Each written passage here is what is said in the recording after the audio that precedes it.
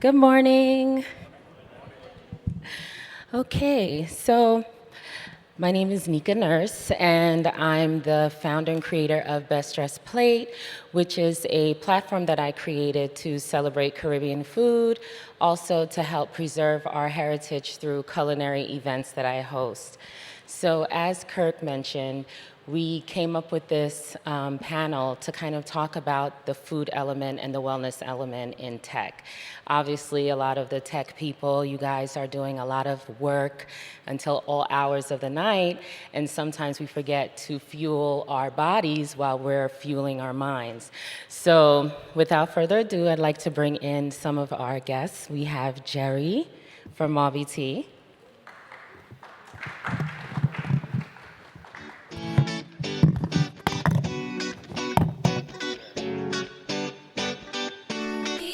So Jerry always prepared. So he comes with his Mabi tea in hand. Always.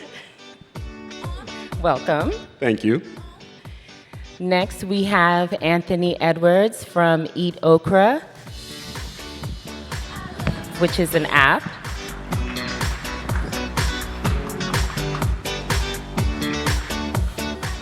Welcome. And finally, we have Shaun Alexander from Foodie Nation, which is a content creator out of Trinidad and Tobago. Good morning, good morning.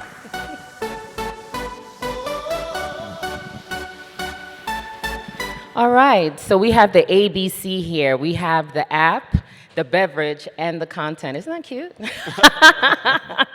All right. So we're just going to dive into it. First, I'm going to say, for me personally, I'm like a walking AI because I'm diabetic. So I have this lovely glucose monitor that I have to wear to make sure that when I'm eating high, hella bottom and hella top and hallelujah in the middle, that my sugar doesn't go too high. So that's one of the ways that tech has been embedded in our food, right? And we sometimes, as Black and Caribbean people, we tend to not want to share our medical situations. That's just how we're raised, not to overshare certain information. And I think that has always been kind of one of the hindrances in the tech world when it comes to giving your personal information. I can honestly say that having this monitor has definitely kept me abreast of what I'm doing. I'm not saying that it stops me because the alarm goes off and I'm like, oh, well, it'll stop eventually. But it's good to have these tech influence medical apparatuses to help you know what you're eating and how it's affecting your body internally. So with Jerry. Thank you. Good morning, everybody. I hope everybody's having a wonderful time today at Tech Beach. Jerry is a serial entrepreneur, and he represents the lovely island of Haiti. And with that, he has created a beverage for those of you from Trinidad, St. Vincent, Grenada, called Mabi. We're all familiar with that lovely Mabi bark. And I like to call it the Caribbean's iced tea. I love it, but some people don't. And he has made it where it's palatable to people who are not from the Caribbean. So I'm going to have him tell us a little bit more about Mabi tea. Thank you so much. So I bought a couple for us to share, right? Because we're talking about a wellness beverage. And I apologize, I did not have enough to bring for everybody. But hopefully next year, we can change that situation. Yes. But I have a special one saved for you. But yes, so we created Mabi Artisanal Tea really out of an accident. And it's so funny, yesterday I was watching a presentation talking about lightning moments. And this is a perfect example of one of those lightning moments. See, I was coming out of another company of AI, believe it or not, and I was very early on into that space. We're talking about, came up with the idea around 2007, and I started actively developing, 2004, and I actively started developing it in 2014. Essentially what I developed was I wanted to help companies recruit and hire star employees using social data, not resumes. Really, the premise is simple. After working into so many and helping building so many teams, I realized teamwork is about how do we make sure that we can mesh, we can connect. It's about building that instant connection. But unfortunately, we have different personalities. Some of us always want to be the cook. Some of us want to be the chef, right? Or we want to be the leader, and some of us want to be the just, hey, I want to build, right? So it's important that I learned earlier on that in order to build successful teams, you have to understand these diverse thoughts. And a perfect example of a major organization that realized that very quickly early on was the US military, actually. So the US military builds their team based off of the Myers-Briggs data. And that's exactly what I did. I essentially took the Myers-Briggs data and digitized it and applied AI, scientific notions, right, to something that was already pre-existing.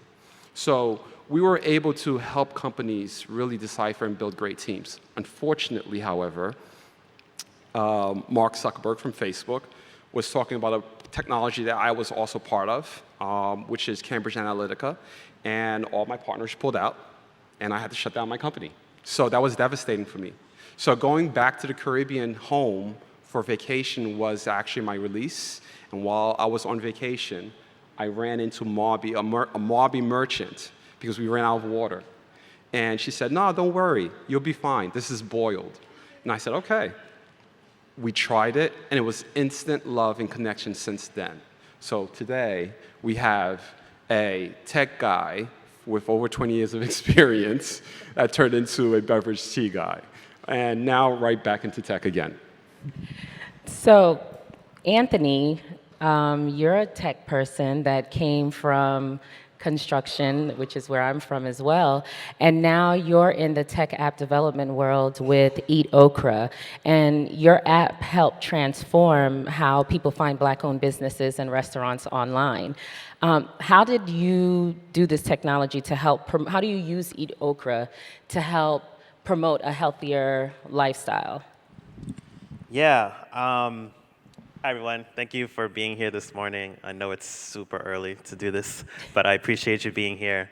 Before I get into that, I just want to say I am also a military. I did 6 years in the Army, 3 years Air Force Reserve. So outside of, I resonate with everything you're saying with building teams and working amongst people with many different personalities and thoughts on how we accomplish the mission.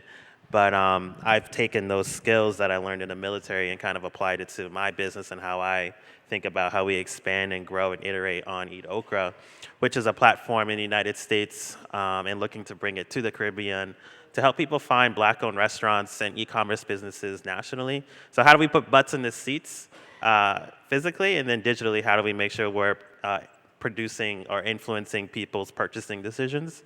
And so as we've been doing this work, we also do think about the healthier living part of the business. And so for us, it's amplifying those stories and people doing the work that are talking more about health and wellness, and then being able to amplify on the platform or in the marketing efforts who we're promoting and promoting healthy livings. We can also identify through AI and through other means where the gaps are.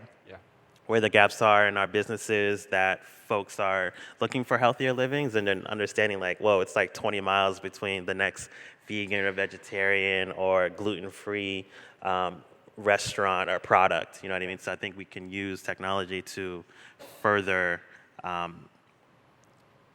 be more, narrowed on what we're looking for. Shaun. You have Foodie Nation, which you and your partner pretty much started on your own with no support from the government or anyone. However, you've been able to amass such a huge following locally in Trinidad and internationally. How did you start that, and what technology did you use to kind of bridge the gap between Trinidad and the expats and just getting the word out there? Yeah, so 10 years ago, we realized that fruit tourism was big in first world countries, but not big in the Caribbean. And no one in the Caribbean was doing it. And also, unfortunately, during that time too, we saw a lot of Caribbean people who weren't really as proud of our food as we should be. So that is something that really upset us. You know, two guys in their 20s, we were like, why are we waiting for other people to come and promote our food? So, you know, growing up in the age of social media, we was like, let's use this to our advantage. And how did two boys with no money do it? Data. We just used the data and use it to our advantage, created the content. Same time, those little tasty style recipes were coming out. So we just use modern strategies to promote Trinidad and Tobago. So recipe videos, we highlight all the cultural aspects of the Caribbean. We go to all these small, medium and large enterprises, and we just showcase their talent. And it's been a blessing thus far. So with you showcasing the talent, you have also kind of transitioned into inviting people into your personal life. One of those things that you've shared with your audience is the fact that you have the chicken farm, where you have your own eggs and you have the chickens, as well as you cooking food for your dog instead of relying on, you know, the different food that you could buy from the grocery.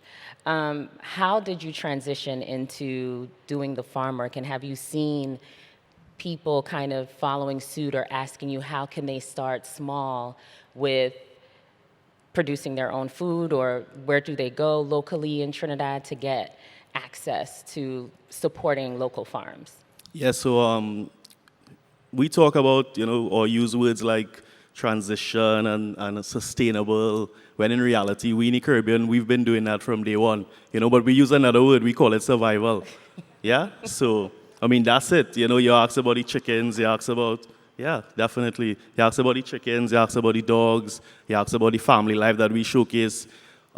These are core values of most Caribbean people. So for us, why not highlight the authentic Caribbean lifestyle? You know what I mean? We get great eggs from the chickens. My dogs are very healthy, yes. Yeah. And yeah, it's just an everyday life for us, to be honest. Anthony, you mentioned data. How important has data been when it came down to how you decided what information you wanted to be on EatOakra, and especially when you segmented as far as the different types of restaurants that are available to the your viewers? How did you use the data to come up with what gets, you know, highlighted and things like that? I think, you know, we did the traditional approach first, and then people yelling at us and telling us, hey, we need more vegan, vegetarian options. So we definitely listen to our audience and understand what their needs are first, I think. And so that's data, right? So we're using that data to make sure that we're able to more segment and give them the ability to segment and really narrow in their preferences. And so that's kind of really how we think about how we're iterating and positioning businesses in front of the right person. So through AI, through things we've already done, they've given us their preferences. We're able to kind of in real time position specific products and specific businesses that make the most sense to you. Okay. So, Mr. Jerry, you coming into the game with Mabi. Mabi, as I said before, it's a very bitter thing, right? And we as Caribbean people, we're familiar with it. How did you create it where it's palatable to the masses who aren't familiar with Mabi, however, still has the medicinal effects that it has, whereas people who are familiar with it don't feel that it's so watered down? Did you use technology to do that, or did you have, you know, taste tests with non-Caribbean people? How did you get that? That's a great question. Actually, I did not use technology for that side at all. That was very much purposeful. I'm a mechanical engineer dropout. My parents hate when I say this, but when the opportunity came, I started looking into processing. And I started understanding also, when you're processing and cooking, what happens to the Mabi. So there was a lot of old digging and researching that took place. And I guess you could say I used technology for that because I definitely used AI to understand some of the old cooking methods of brewing. Because I wanted to understand what was happening in the brewing process that made and brought out all the bitterness. And there's actually something happening there. So I had to change that process first to ensure that we are able to still brew everything out of the Mabi without actually some of the bitterness, because the bitters actually is not that good for you. They have been research studies to show that bitterness, whether it's tea and many things, it's actually the bad side effect of what you're trying to extract. Okay. Yesterday in one of the fireside talks, Ube mentioned constraints in the environment builds innovation. How did you build your innovation? And this is for everyone. How did you create your innovation? Was it done through the constraints, or was it just done through a passion? What was it? Highly constrained. So whenever I'm starting a new project, I don't go the route of searching for investors or figuring out how to fund it first, because then you really don't put as much value. So when you constrain yourself to limitations, you are now limited and forced, will this product actually work now? And you're forced to face that with everybody. So one of the things that a mentor of mine actually, he owns a restaurant in Atlanta. His name is Mr. No. He has a Haitian restaurant. He was one of the first restaurants to carry our brand. And we were discussing essentially the different flavors to put in his location. And he said, you know, Jerry, I think what you should focus on is not trying to appeal to everybody, but make sure we can get the two perfect flavors perfect and real feedback from everybody everywhere. And then we can introduce everything else, because then people might fall in love with flavors and not with actually the brand and what we're doing. And I took that advice and I ran with it. What about you?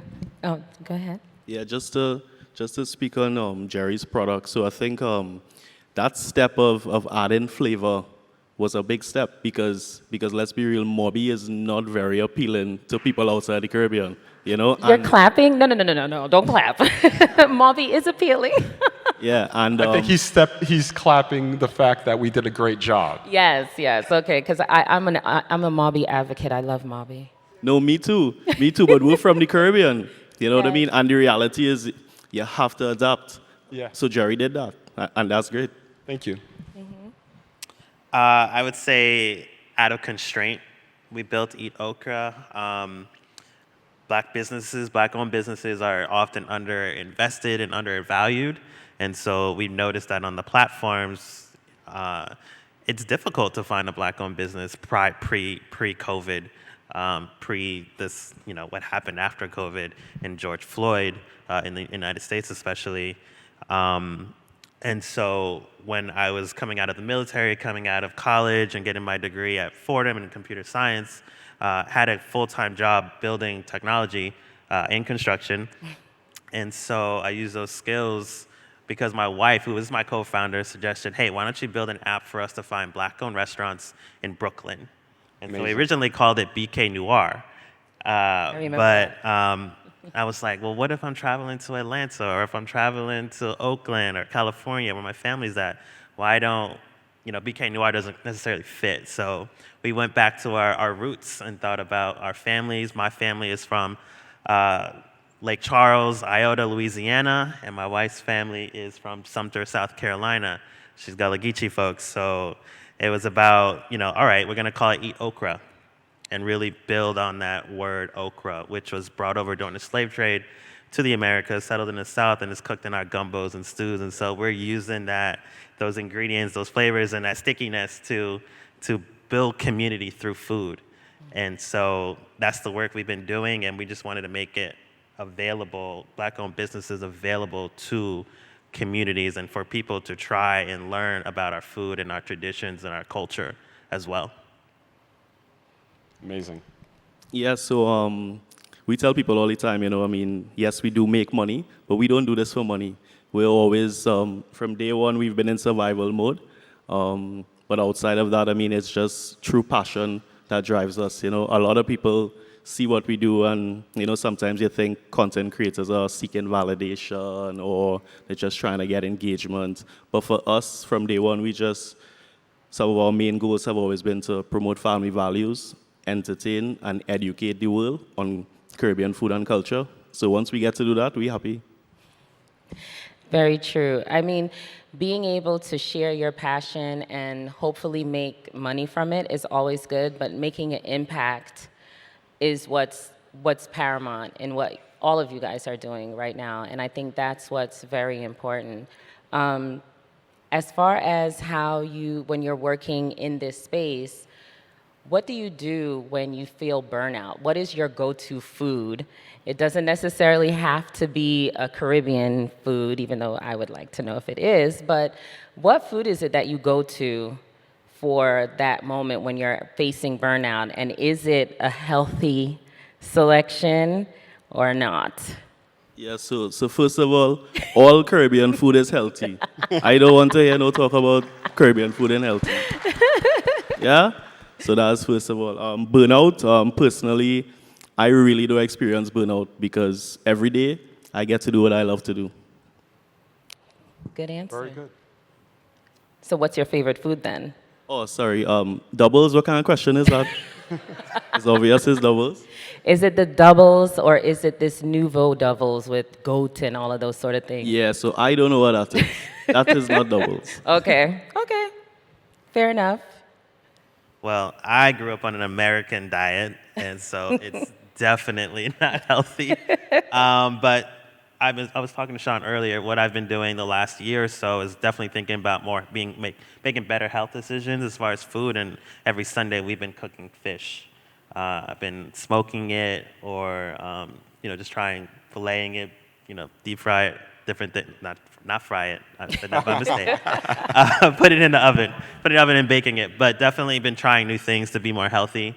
As I think about my family and my daughter, and making sure she is having a more balanced cultural diet that I didn't grow up with, and so I do think about her when I make my decisions. But I like barbecuing ultimately, like smoking food, smoking ribs and things like that, and just letting it sit for 7 hours or whatever. Oh my God. And just letting that smoke get into the food, and just sitting out there having a great time with my family, having a drink and a beverage or two at the same time. But I enjoy doing those things to kind of recharge and rethink and take the time.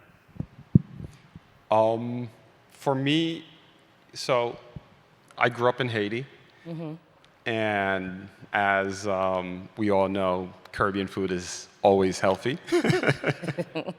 So my favorite indulgence till this day, on every Saturday, my beautiful wife indulged me and makes me some pancakes. Pancakes. Pancakes. Oh. Believe it, yeah. And I was here thinking it was legume. I like legume, but no, I very unhealthy pancakes. Pancakes. Full of butter and syrup. Yeah. Okay. Yeah, that's my little secret indulgence. So yesterday, Kirk and Kyle had a little banter about smoothies, and that's their method of being healthy, right? And we all know that sometimes smoothies are not necessarily that healthy because you can add a ton of sugar, and sometimes people don't use actual fruit, they use the concentrates, so on and so forth. But coming back to bridging the gap between food and technology, smoothies, I think, is one of the big things that can be used for connecting like AI and technology because of the components, the measurements, and then in turn what it does to your body as you consume it.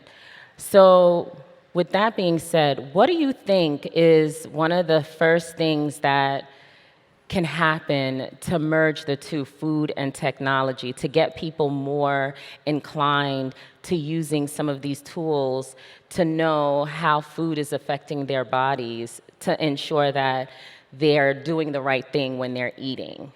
What do you think is, what app or what would you like to see happen? I think as we think about like 5 years or 10 years now for AI and how it's going to really understand our biology, I think we'll be able to more specifically say like 10 grams or 10 ounces or whatever it is of sugar, or we'll understand like what are the parts of the food or parts of our diet that are really affecting our bodies more clearly. And AI is going to, help us really do that. And I'm kind of excited about that part of it, so that we're living healthier, leaner, longer lives as well. And so I'm excited about that part. Yeah. Yeah. Yeah, so for us, so AI helps us a lot because we obviously produce a lot of traditional recipes, yeah? But we have a lot of people with various ailments who reach out to us and say, Shaun, listen, we want to make doubles, but we have this ailment, we have this disease, or, whatever it is. So we use AI to come up with these substitutions. So it's a perfect way for how we use it almost every day. Amazing. Yeah, so for us, we look at ingredients, especially the Mabi, extremely important. And the way that AI is affecting our daily lives, it got me to really think through some of the things that we're capable of doing today. And I think you're doing that right now, right? You mentioned that. And that's extremely important. So some of the things I know AI can help us do is monitor some of the changes that our bodies go through on a daily basis, right? Because we're always consuming things. A perfect example, our beverage has Mabi. Mabi was studied by the University of California, and it found that Mabi itself can help. It's a natural anticoagulant, so it helps blood circulate in your body. It's great for coronary diseases, and so many other things. But all of these things have multiple attributes also, because when you think about it and you're not able to concentrate, many times it's because blood is not flowing in our body properly. Diabetes comes into these things. I was pre-diabetic, so I understand this. So speaking with our team, we decided, hey, can we actually measure these things? And that was the question that we asked. Can we measure how Mabi is affecting inflammation in our body? And that's what we went out to answer. We have an answer. We're still discovering that answer. We're extremely excited about what we're seeing, however. It's funny that you brought up ingredients, because I remember when AI first kind of like came on the scene. I think it was January of 2023 or something like that. And I was excited, and I wanted to see what information it had on the Caribbean.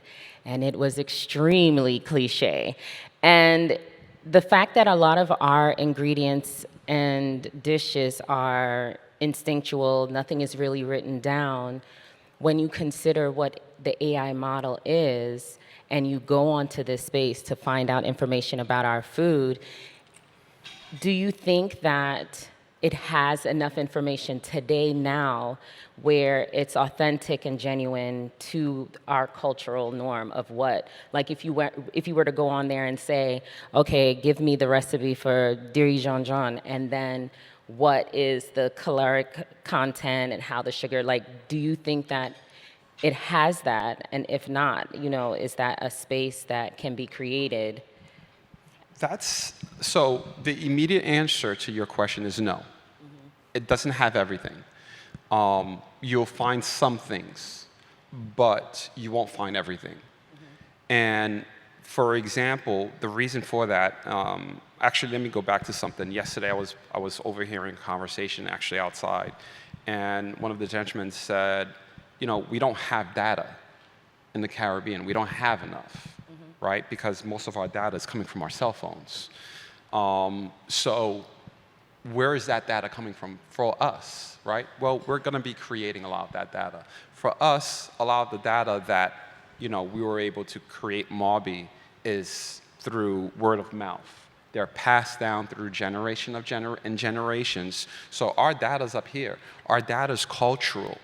Our data is through our family, our parents, right? So many things I learned through my grandmother, my mother, and my grandparents, right? So the opportunity for us today is we can create that data points, and we can make sure that the AI understands us in the Caribbean. So that's the beauty about what we're creating and what we're bringing to the world that they don't have and they're hungry for as well.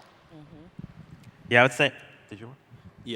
Yeah, I'll just go quickly. So Jeremy's absolutely right. The short answer is no, but also, there's always room for improvement. One practical example I'll give, a few weeks ago, we actually did some consultancy work for PepsiCo. So when they landed in Trinidad, the first question asked was, how did you all pick us? She said, we asked ChatGPT. Right. One other example. These AI platforms use my recipes a lot as a reference. Yeah, because I check it out all the time. So they need to connect with people like us, and more people like us need to, be a lot more public and a lot more outspoken to help bridge that gap. And you're the perfect example that's creating the data today, because it doesn't exist without you. So very good. Yeah, my point to that was going to be, which data set are we using? Right. Right. And where did it collect its data from? So making sure that we are able to document those recipes, our cultural traditions, is really important. And I'm glad that our platform exists to give more visibility to those recipes, cultural influences, as well as position products like yours for people who are looking are looking for anti-inflammatory options. So be able to position those products and restaurants and dishes, recipes in front of them is what we're all about. So I'm going to open up the floor for some questions. If anyone have any questions, please feel free to ask. We need a microphone.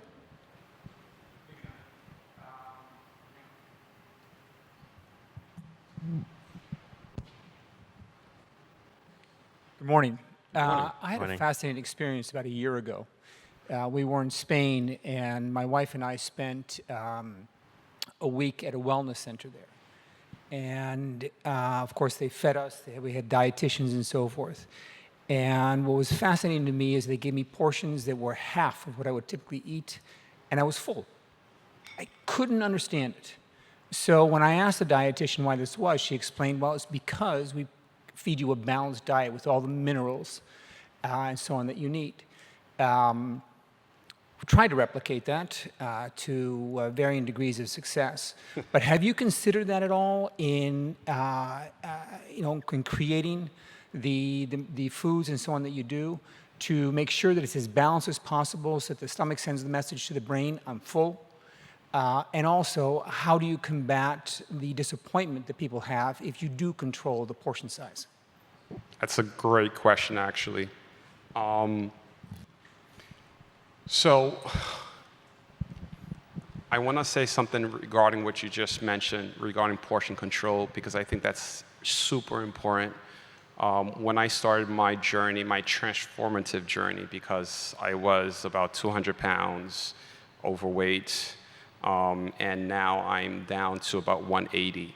So I understand that, and it really didn't happen because I was dieting or anything like that. I was actually doing what they call intermittent fasting.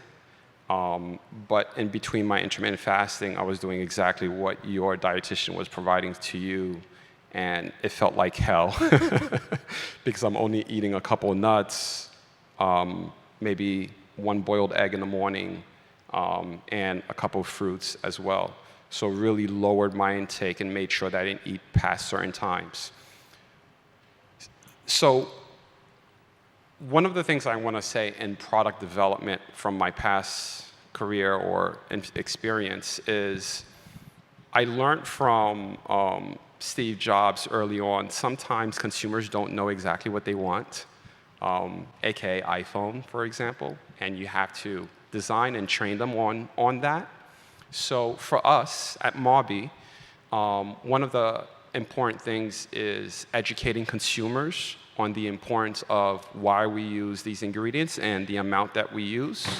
And they actually find that very beneficial because the information might be, we might think that, oh, we know this, everybody knows this, but it's not actually common knowledge, and not many people are aware of this. I didn't go through a dietitian, for example, to go through what you did, right? My mother constantly battering me, telling me, you need to do intermittent fasting. And that's how it started for me. So I think for us, through education with our social channels, we're able to educate our consumers on why we control portions, why we make sure that we don't use certain numbers of sugars, certain types of sugars, and why we do what we do. So I think just being transparent with your consumers on social media is key. I think with what you said, because I host these dinners, right? And they're tastings. And when I say it's an 8-course meal, everyone is like, oh my God, I don't think I can handle 8 courses.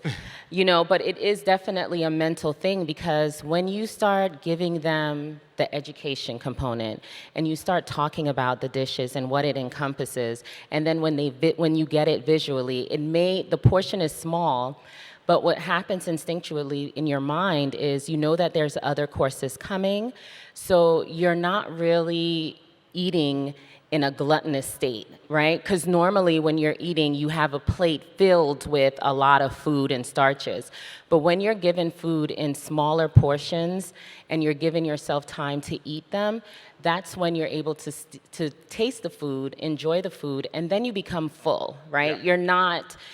You're able to eat the entire meal because it's given in segments and it's smaller. And that's why you were full when you had the dish, because your dishes, because it wasn't given in such a huge serving.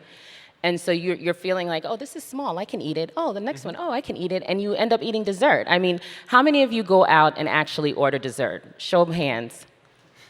Right. And it's so sad because there's amazing pastry chefs that do amazing things, but by the time it comes to the dessert, no one's eating. Yeah. Because you've eaten so much and you miss out on the last part. And the sweet is what completes the 5 senses of when you're eating. We have another question here.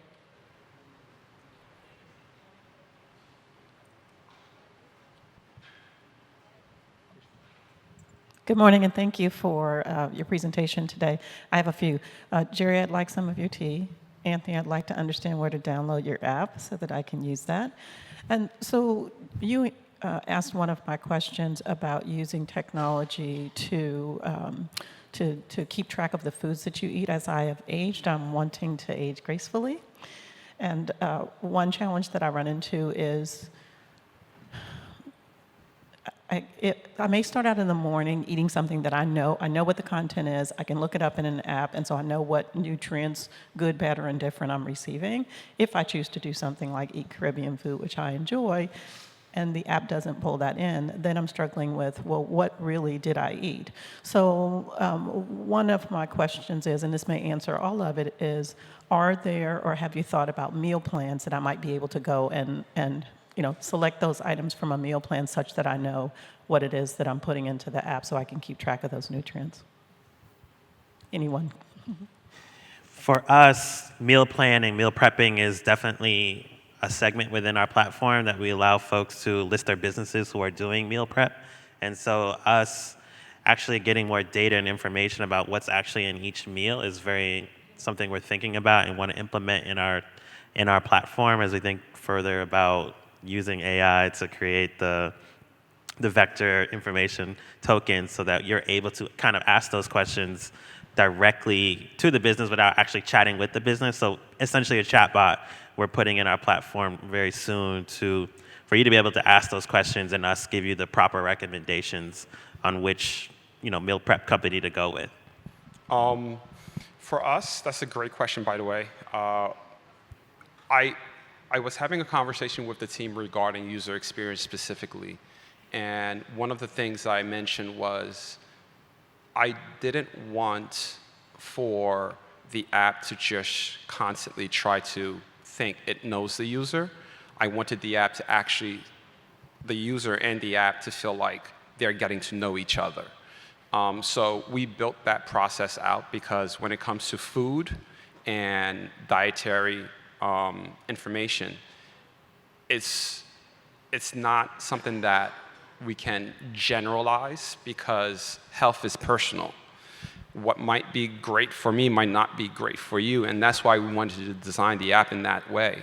That way, maybe things that you weren't aware that was causing you inflammation is causing you inflammation that you weren't aware of.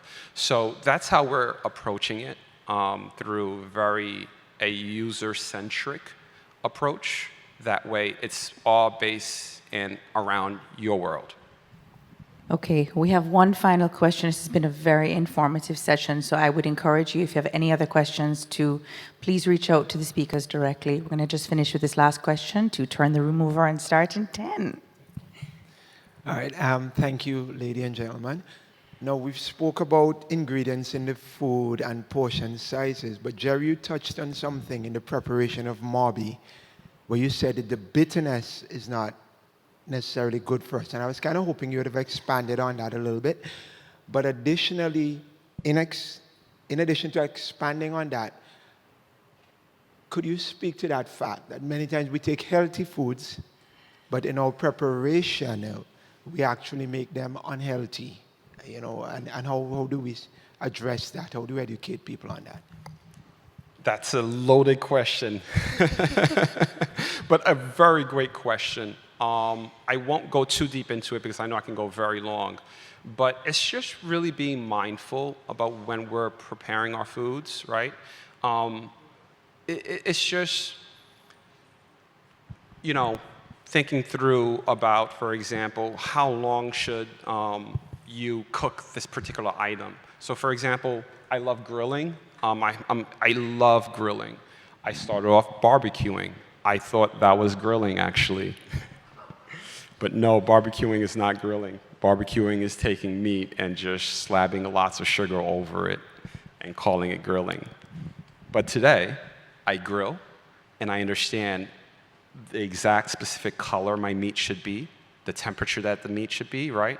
And when we over-grill our meat, we're actually introducing carcinogens because the meat is just like, it's flesh, right? So these things, the heat is actually killing the meat before you even eat it. So you're reintroducing carcinogens into your body. And it's no different in plants that we eat, that we cook. And it's no different in many things. So even ourselves, right? They say, don't stay in the sun too long. But we do need the sun, no matter what, right? The sun can overcook us. But we do need the sun for the vitamins to kind of kick off our body's immune.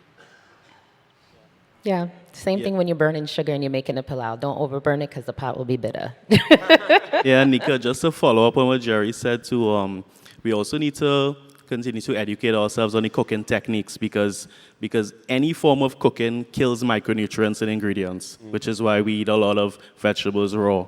We also have clean cooking methods, steaming, things like that, boiling, things like that. So I'm so happy you mentioned that. And that's one of the main reasons why, if you look at our teas, it's cold brewed. Because if you want the nutrients to remain in your beverage, the minute that you apply any heat, it's gone. You're killing it. So we only apply cold brewing to our processing. Thank you so much for everyone coming. I know it was last minute, but it's so great to see that everyone came out to support this panel about food and sustainability and wellness. Thank you so much, Jerry, Anthony, and Shaun. And as they said, if you had any questions, you can feel free to ask them. You can find them on the app too. Thank you. Thank you. Thank you.